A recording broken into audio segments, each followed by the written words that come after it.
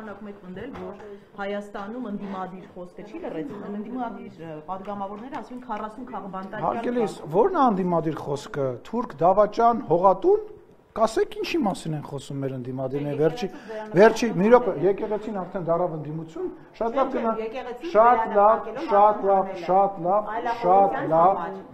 լավ, օրինակ եք բերում, կվերադառնամ, պատասխանեմ ու կգամ, հա, տեղ չգնաս։ Հայաստանի Հանրապետություն քաղաքական ընդդիմախոսություն չկա, քաղաքական ընդդիմախոսներ չկան, կան մարդիկ, ովքեր որ վիրավորանքներ են հնչեցնում, որևիցե բան չեն առաջարկում, խնդրում եմ ասեք, ինչ առաջարկներ են արել վերջի ժամանակահատվածում, որոնք քաղաքական նշանակություն ունեն,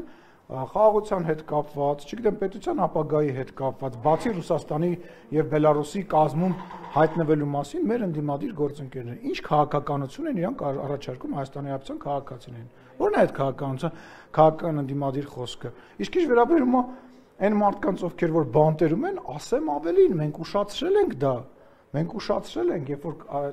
երկաթե մանդատ արտահայտություն ասում ենք, ժողովուրդը մեզ մեղադրում էր եւ դուք մեզ նաեւ հարց եք տալի, ասում եք, բա ուր է երկաթե մանդատը, խիչի գործում երկաթե մանդատը։ Այն մարդիկ, ովքեր որ հանցագործություն են անում, հետո տեխնացություն են դնում, պետք է այնուամենայնիվ չպատժվեն։ Նոր թափ եք հաղորդելու այս կալանավորումներին։ Ուրեմն նախ ես չէ, որ ես նոր թափ չեմ հաղորդում, ես քաղաքական գործիչ չեմ, բայց ես ասում եմ, որ երկաթե մանդատը սկսել է գործել, մուրճը գործում է, գործելու է ու հերթով իջնելու է տարբեր հանցագործ տարերի, սաքուլիկների, վարդանիկների, ես երբ եմ ասել, որ վարդանիկի տեղը բանտում ասենք, 5 ամիս առաջ եմ ես դա ասել։ Կամ եթե ես չասեի, դուք չգիտեիք, որ այդ մարդը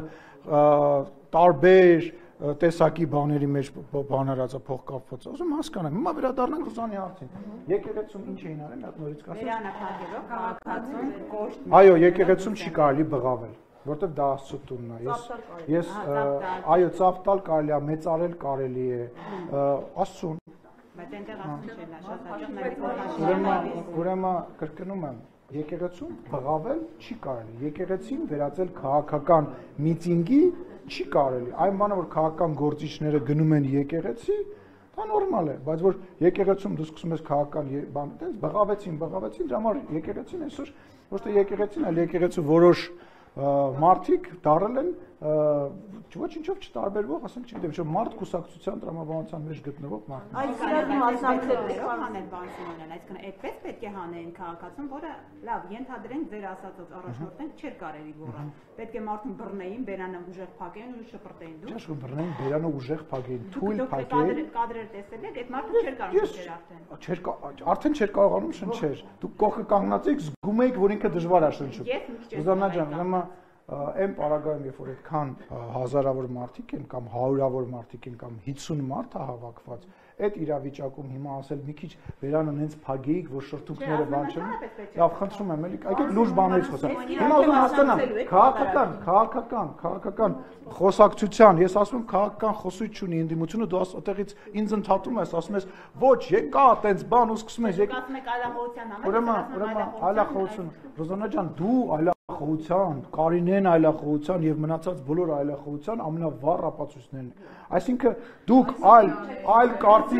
կարտիկ արտահայտելու համար դուք երբևիցե խնդիր ունեցել եք։ Երբևիցե չենք ունեցել,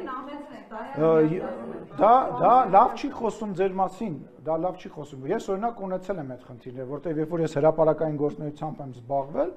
իմ նկատմամբ, իմ եղբոր նկատմամբ այն ժամանակ եղել է հետապնդում, եղել են ճնշումներ։ Ես զարմանում եմ, որ Սերժի եւ Ռոբերտ Քոչարյանի ժամանակ ձեր մոտ դա չի եղել, դա նշանակում է, որ համահունչ եզր եք գտել։ Մարդկա եղել է։